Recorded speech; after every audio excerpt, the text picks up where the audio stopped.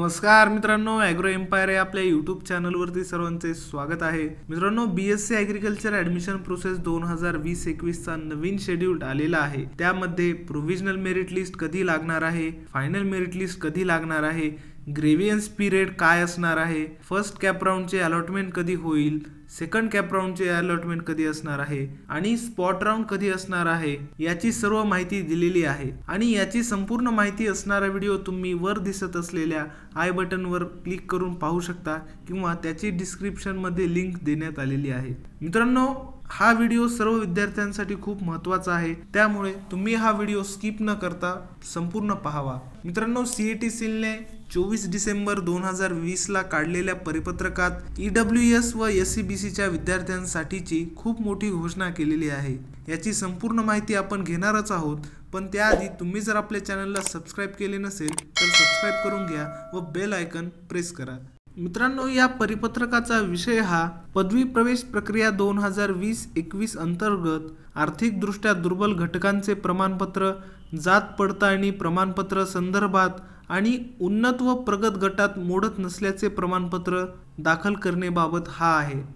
तर मित्रांनो, या परिपत्रकात म्हटले आहे की राज्यात कृषी व कृषी संलग्न अभ्यासक्रमाची प्रवेश प्रक्रिया दिनांक 9 डिसेंबर 2020 पासून चालू आहे. माननीय सर्वोच्च न्यायालयाने दिनांक 9/9/2020 ला सामाजिक व शैक्षणिक दृष्ट्या मागास अर्थात SCBC आरक्षणाला स्थगिती दिल्यानंतर व सामान्य प्रशासन विभागाचा निर्णय विचारात घेतल्यानंतर सरकारने SCBC च्या विद्यार्थ्यांना 2020-21 या शैक्षणिक वर्षातील प्रवेशाकरिता आर्थिकदृष्ट्या दुर्बल घटक अर्थात EWS प्रमाणपत्र देण्यास मान्यता देण्यात आलेली आहे. तसेच या परिपत्रकात पुढे म्हटले आहे की सामाजिक व शैक्षणिकदृष्ट्या मागास प्रवर्गातील आणि खुल्या प्रवर्गातील उमेदवारांकडे आर्थिकदृष्ट्या दुर्बल घटकांचे EWS प्रमाणपत्र नसल्यास ज्या विद्यार्थ्यांनी सदर प्रमाणपत्र मिळवण्याकरिता अर्ज सादर केलेला आहे अशा उमेदवारांनी त्याबाबतची पावती अपलोड करावी. या उमेदवारांना आर्थिकदृष्ट्या दुर्बल घटक या आरक्षित प्रवर्गात ग्राह्य धरून पहिली ऑनलाईन फेरी राबवण्यात येईल, परंतु या उमेदवारांनी सदर ऑनलाईन फेरीच्या रिपोर्टिंगच्या अंतरिम तारखेपर्यंत आर्थिकदृष्ट्या दुर्बल घटकांचे EWS प्रमाणपत्र रिपोर्टिंगच्या वेळी संबंधित महाविद्यालयाकडे सादर करावे, अन्यथा संबंधित महाविद्यालय प्रवेशाचे वाटप रद्द करेल आणि सदर उमेदवारास पुढील प्रवेश प्रक्रियेअंतर्गत खुल्या प्रवर्गात ग्राह्य धरण्यात येईल. म्हणजेच मित्रांनो, जे ओपनचे विद्यार्थी आहेत आणि जे SCBC चे विद्यार्थी आहेत अशा विद्यार्थ्यांना EWS चा फायदा घेता येणार आहे. जरी विद्यार्थ्यांकडे सध्या EWS प्रमाणपत्र नसेल व त्यांनी जर त्या प्रमाणपत्रासाठी अर्ज केला व त्याची जी पावती आहे ती पावती अपलोड केली तर विद्यार्थ्यांना त्याचा फायदा घेता येईल.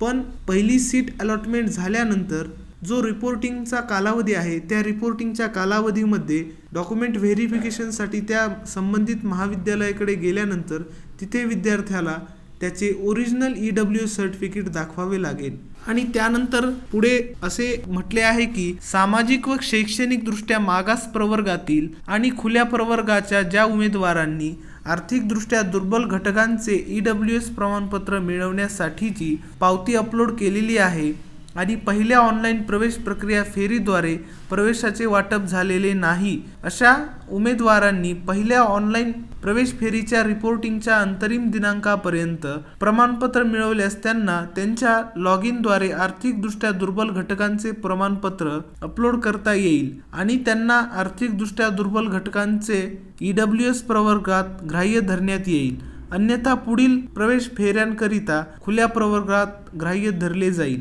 म्हणजेच मित्रांनो, भरपूर विद्यार्थ्यांनी EWS सर्टिफिकेटच्या ऐवजी त्याची पावती अपलोड केलेली आहे. अशा विद्यार्थ्यांना देखील EWS साठी ग्राह्य धरण्यात येईल, पण विद्यार्थ्यांना फर्स्ट राऊंडचे अलॉटमेंट झाल्यानंतर त्याच्या रिपोर्टिंग पिरियडमध्ये ओरिजिनल EWS सर्टिफिकेट अपलोड करावे लागेल व त्यांना EWS आरक्षणाचा फायदा घेता येईल.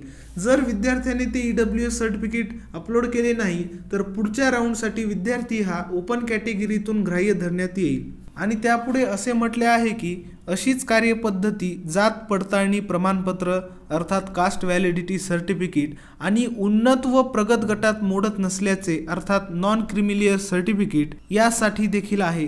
म्हणजे ज्या विद्यार्थ्याकडे कास्ट व्हॅलिडिटी सर्टिफिकेट व नॉन क्रिमिलियर सर्टिफिकेट नाही आहे पण त्यांनी अर्ज केलेला आहे त्या सर्टिफिकेटसाठी व त्याची पावती विद्यार्थ्याने अपलोड केली तरी देखील चालेल, पण रिपोर्टिंगच्या कालावधीमध्ये विद्यार्थ्याला ओरिजिनल त्याचे सर्टिफिकेट असणे आवश्यकच आहे. वरील बाबींची सर्व संबंधित उमेदवारांनी आणि महाविद्यालयांनी नोंद घ्यावी. तर मित्रांनो, ही सरकारने SCBC व ओपनच्या विद्यार्थ्यांकरिता तसेच इतर कॅटेगरीच्या विद्यार्थ्यांकरिता देखील खूप मोठी संधी निर्माण करून दिलेली आहे.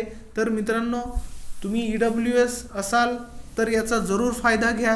आणि मित्रांनो, तुमचे जरी ओरिजिनल डॉक्युमेंट्स अपलोड करायचे राहिले असतील तरी देखील तुम्हाला घाबरून जाण्याचे काही कारण नाही आहे, कारण की तुम्ही त्याची पावती अपलोड करू शकता. पण फर्स्ट सीट अलॉटमेंट झाल्यानंतर त्याच्या रिपोर्टिंग पिरियडमध्ये तुम्हाला तुमचे ओरिजिनल डॉक्युमेंट्स लागणार आहेत. तर धन्यवाद मित्रांनो.